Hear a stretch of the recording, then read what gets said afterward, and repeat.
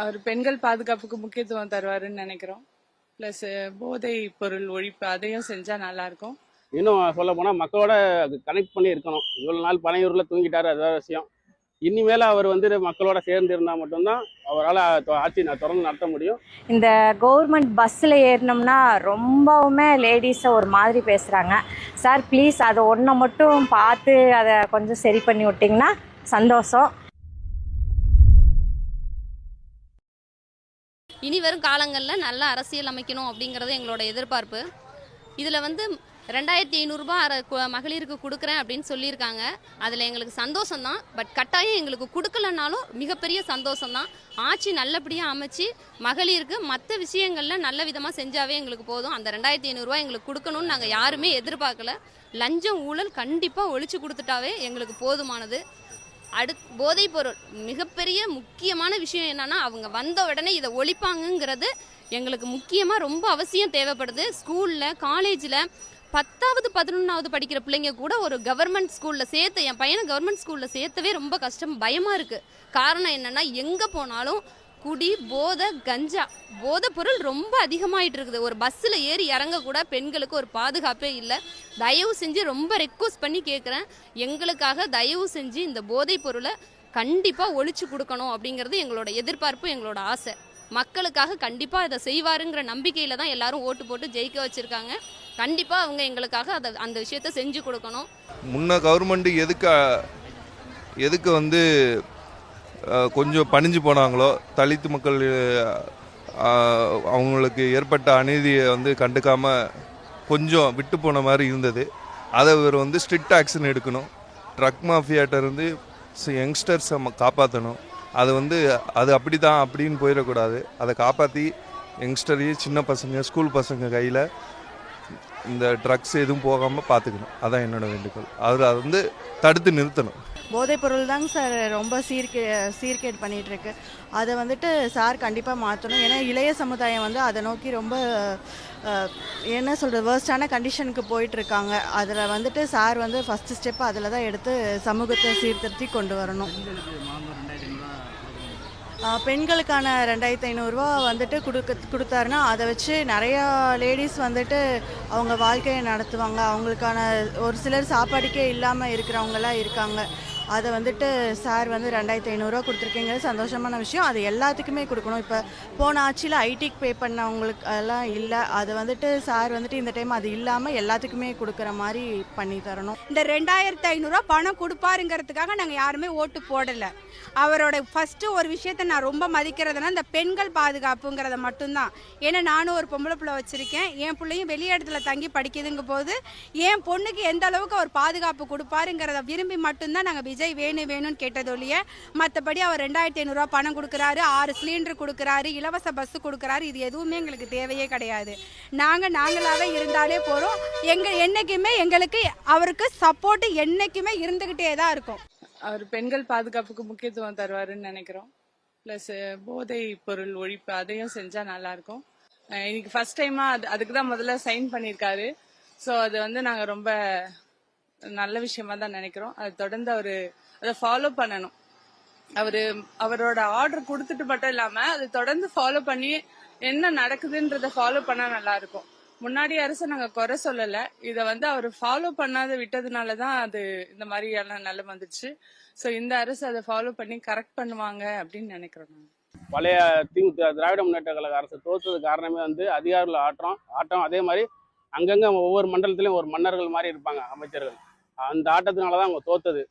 So இவர் மேலேருந்து கீழே வரைக்கும் ஃபுல்லா கண்காணிப்பு பண்ணி ஒவ்வொரு ஸ்பெஷல் டீம் போட்டு பண்ணா மட்டும்தான் அவர் கொடுக்கக்கூடிய திட்டங்கள் கடைசி வரைக்கும் போய் சேரும். அதே மாதிரி டாஸ்மாக் ஒழிக்கிறது இந்த மாதிரி விஷயங்கள்லாம் சொல்லியிருக்காரு. அதுக்கு ஆல்டர்னேட்டிவாக என்ன பண்ணலாம் அப்படிங்கிறது அதுக்கு ஒரு டீம் தனியாக ஸ்பெஷலாக போட்டு அதை பண்ணாருன்னா நல்லாயிருக்கும். இன்னும் சொல்ல போனால் மக்களோட கனெக்ட் பண்ணி இருக்கணும். இவ்வளோ நாள் பனையூரில் தூங்கிட்டாரு, அதான் விஷயம். இனிமேல் அவர் மக்களோட சேர்ந்து இருந்தால் மட்டும்தான் அவரால் ஆட்சி தொடர்ந்து நடத்த முடியும். அதே மாதிரி கூட்டணிகளுக்கு பயந்துக்கிட்டு சில விஷயங்களை இது பண்ணாமல் இருக்கக்கூடாது. சென்ட்ரல் கவர்மெண்ட் நம்ம எதிர்த்தாலும் நம்மளோட உரிமைகளை விட்டு கொடுக்கக்கூடாது.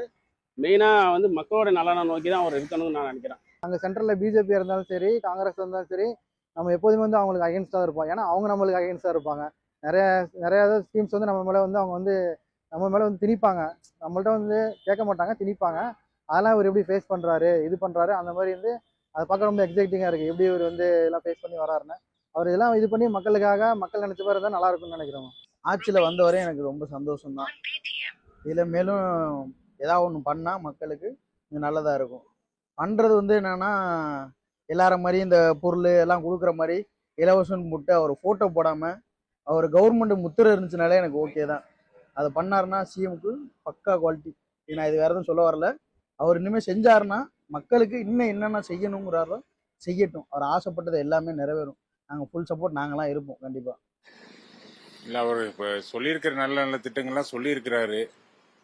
நான் அதெல்லாம் எப்படி அவர் செயல்படுத்துவாராங்கிறது ஒரு சந்தேகத்துக்குள்ள இதாக தான் இருக்கு. விஜய் சார் வந்தது எங்களுக்கு ரொம்ப சந்தோஷம் தான். ஆனா அதே மாதிரி அவர் கொடுத்த வாக்குறுதிகள் அது எல்லாமே மக்களுக்கு தேவையான விஷயங்களை பூர்த்தி செய்யணும்னு ஆசைப்படுறோம். அது மாதிரி முக்கியமா பெண்களுக்கு அவர் நிறைய பண்றதா சொல்லியிருக்காங்க. அந்த ஒரு விஷயத்தையும் எங்களுக்கு பண்ணா நல்லா சந்தோஷமா இருக்கும். பொதுவாக லேடிஸோட ஒரு ரிக்வெஸ்ட்டாக விஜய் சார்கிட்ட ஒன்று மட்டும் சொல்கிறேன். இந்த கவர்மெண்ட் பஸ்ஸில் ஏறினோம்னா ரொம்பவுமே லேடிஸை ஒரு மாதிரி பேசுகிறாங்க. சார் ப்ளீஸ் அதை ஒன்றை மட்டும் பார்த்து அதை கொஞ்சம் சரி பண்ணி விட்டிங்கன்னா சந்தோஷம். நீங்கள் சிஎம் ஆனது எங்கள் எல்லாத்துக்குமே ரொம்ப சந்தோஷம்தான். இந்த 5 வருஷம் உங்கள் ஆட்சி எப்படி இருக்குன்னு பார்க்குறக்கு நாங்களும் அவளாக எதிர்பார்த்துட்ருக்கோம். அண்ட் எது செய்யக்கூடாது அப்படின்னா ஊழல் வந்து இப்போ அதிகமாகவே நடந்துட்டு இருக்கு. அதை வந்து அது வந்து இல்லாமல் இருந்தால் நல்லா இருக்கும். அண்ட் ப்ளஸ் வந்துட்டு இப்போ டாஸ்மாக்லாம் நிறைய செயல்பட்டுட்டு வருது இந்த தமிழ்நாட்டில். அது வந்து குறைச்சா இன்னுமே நல்லா இருக்கு. ஏன்னா எவ்வளோ ஃபேமிலிஸ் வந்து இதனால கெட்டு போறாங்க, நிறைய பேர் இதனால இறந்து போறாங்க. இதெல்லாமே வீட்டில் இருக்க பெண்களுக்கு தான் அதிகமாக பாதிக்கப்படுது. ஸோ இதெல்லாமே வேணான்னு நாங்கள் எதிர்பார்க்கிறோம். ஊழலற்ற மதச்சார்பற்ற ஆட்சி புரிய வேண்டும்னு நாங்கள் நினைக்கிறோம். ஊழல் இருக்கவே கூடாது எதுலேயுமே. இந்த மணற்கொள்ளை அதெல்லாம் வந்து முற்றிலுமாக தவிர்த்துடணும். ரொம்ப என்விரான்மெண்ட் ஃப்ரெண்ட்லியாக இருக்கிற ஆட்சி புரியணும். எங்களுக்கு வந்து பெண்களுக்கு முக்கியத்துவமாக கொடுக்கணும். புது ஆட்சி வந்து நமக்கு கிடச்சிருக்கு. அதனால் வந்து புது மாற்றங்கள் கிடைக்கும் நம்ம நினச்சிட்டு இருக்கோம். அது மாதிரி நிறைய ஆசிரியர்கள் வந்து பணி இல்லாமல் எத்தனையோ போராட்டங்கள் நடந்துகிட்ருக்கு. ஆசிரியர்களுக்கு வந்து பணி கிடச்சா ரொம்ப நல்லது. அது மாதிரி இலவச கல்வியெல்லாம் கொடுக்குறேன்னு சொல்லியிருக்காரு. அந்த இதெல்லாம் நிறைவேற்றுனா ரொம்ப நல்லாயிருக்கும். அது மாதிரி சிலிண்டர் தட்டுப்பாடு எல்லாமே அவங்களுக்கு தெரியும். அவர் ஃப்ரீயாக தரேன்னு சொல்லியிருக்காரு. அவர் என்ன சொன்னாரோ அது செஞ்சால் நம்ம தமிழ்நாட்டு மக்களுக்கு நல்ல ஒரு மனுஷனாக தெரிவார். ஏன்னா இது வரைக்கும் நம்ம சினிமாவில் பார்த்துருப்போம். அதை வந்து உண்மையாக நாங்கள் நிகழ்த்தினா நல்ல முதலமைச்சராக அவர் வந்து இருக்கலாம் சொல்லி இலவசங்களை கொஞ்சம் கம்மி பண்ணிக்கிட்டு அடிப்படையான வசதிகளை அதிகமாக செஞ்சு கொடுத்தா ரொம்ப சந்தோஷமாக இருக்கும் மக்கள்.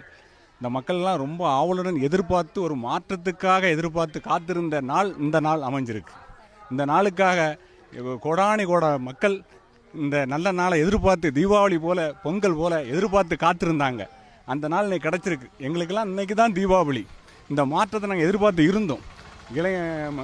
நம்ம மகளிருக்கெல்லாம் 2500 ஊக்கத்தொகை கொடுக்கறது சந்தோஷமான செய்தி தான். ஏன்னா ஏகப்பட்ட பாவப்பட்டங்கள் இன்னும் இருக்கிறாங்க. அவங்களுக்கு ஒரு உதவியாக இருக்கும். இன்றைக்கி முதல் கையெழுத்தாக 200 யூனிட் மின்சாரம் இலவசம்னு அறிவிச்சிருக்காரு. இது பெரிய ஒரு விஷயம், பெரிய நல்ல காரியம். இன்னும் நிறைய பேருக்கு நன்மைகள் செய்யணும். அடிப்படை வசதியெல்லாம் உடனே செய்யணும். அதை நாங்கள் எதிர்பார்த்து காத்து இருக்கோம். இன்னும் நல்ல நடக்கும்னு நினைக்கிறோம். நடக்கும், நடத்தி தருவார்.